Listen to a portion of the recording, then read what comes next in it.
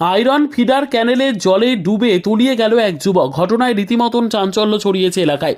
যুবকের নাম সুব্রত দাস, বাড়ি সাদিকপুর গ্রাম পঞ্চায়েতের নাপিতপাড়ায়। গতকাল দুপুরবেলায় স্নান করতে নেমে তলিয়ে যায় যুবক। আজ সকালে ডুবুরি টিম এসে খোঁজাখুঁজি শুরু করেছে। ঘটনাস্থলে উপস্থিত সুতি থানার পুলিশ। ঘটনার সূত্রে জানা যায়, 3 বন্ধু স্নান করতে নেমেছিল। তার মধ্যে একজন তলিয়ে যায়, 2 জন আশঙ্কাজনক অবস্থায় উদ্ধার হয়।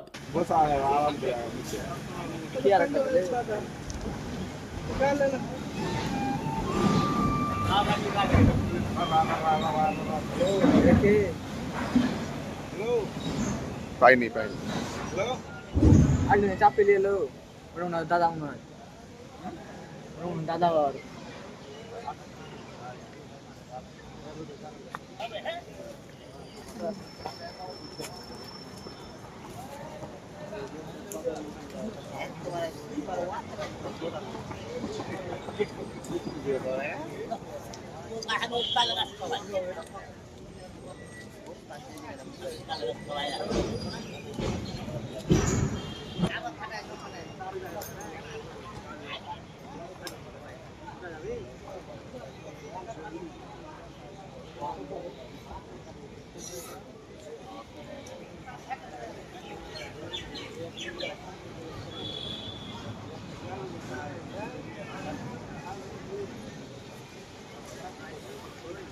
কি কাকা?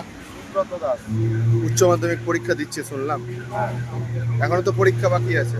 হ্যাঁ, আরো একটা বাকি আছে, আগামীকাল আছে। কি করতে এসেছিল এখানে ওরা? চাঁদ করতে এসেছিল। কজন এসেছিল? 3 জন। দিয়ে এখন কজনের মানে তলিয়ে গেছে? একজন। আর বাকি 2 জন?